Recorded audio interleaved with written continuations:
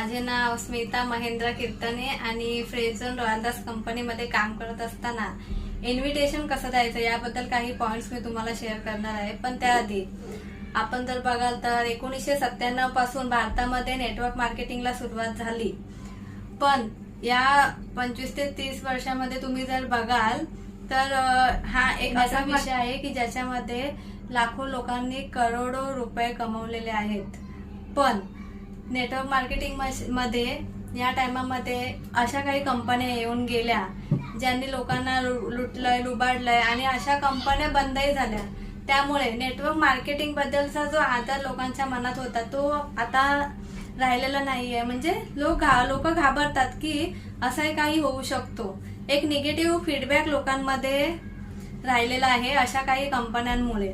तर आपण एखाद्याच्या घरी त्याचा जीव वाचवण्यासाठी जातो हे जरी सांगितलं आणि जर आपण त्याला ते व्यवस्थितरित्या त्याला इन्व्हाइट जर त्याला नाही केलं तर तो माणूस आपल्याला ऐकण्यासाठी तयार होत नाही। म्हणून आपल्याला प्रत्येकाच्या घरी जाणं गरजेचं आहे आणि आपल्याला प्रत्येकाच्या घरी जाणं गरजेचं आहे, कारण की आपली माहिती ही तेवढीच इम्पॉर्टंट आहे की ज्याच्यामुळे महिलांचे आरोग्य आणि महिलांचा जीव आपण वाचवू शकतो। त्यामुळे इन्व्हिटेशन हा खूपच इम्पॉर्टंट पार्ट आहे आपल्यासाठी।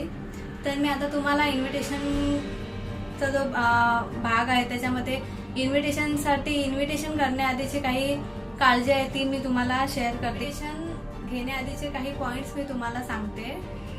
आपण जेव्हा इन्व्हिटेशन द्यायला जातोय तर आपण एक गोष्ट लक्षात घेतली पाहिजे की इन्व्हिटेशन ही एक फॅमिली मेंबर्सला बसवूनच, म्हणजे एका फॅमिली मधल्या सर्व सदस्यांना बसवूनच ती इन्फॉर्मेशन आपण दिली पाहिजे। एकापेक्षा जास्त फॅमिली मेंबर्सला आपण तिथे बसवायचं नाहीये।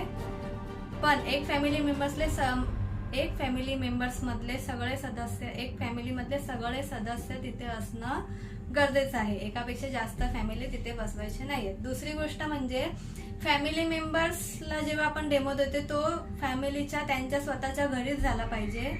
हॉटेल, रेल्वे स्टेशन, गार्डन किंवा ऑफिस अशा ठिकाणी कुठेही आपण डेमो द्यायचा नाहीये, कुठे इन्फॉर्मेशन द्यायची नाहीये।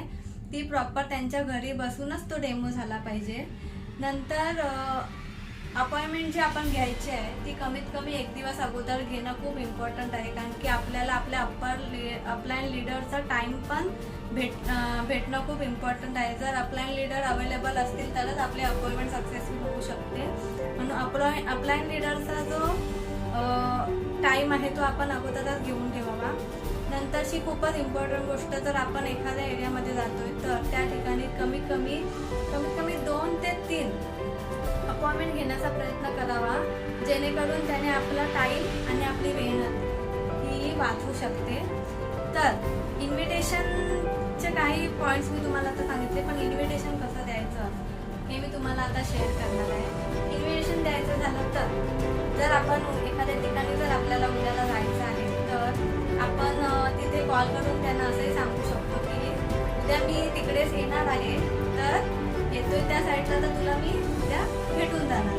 दुसरं झालं सांगायचं तर माझ्याकडे अशी एखादी गोष्ट आहे, अशी गोष्ट आहे जी मला तुला भेटून दाखवायची आहे, तर मी येऊन तुला घरी दाखवेन। नंतर एक पॉइंट येतो, तिसरी गोष्ट अशी झाली की महिलांच्या आरोग्यावर खूपच अशी इम्पॉर्टंट माहिती माझ्याकडे आहे आणि मला ती तुला शेअर करायची आहे।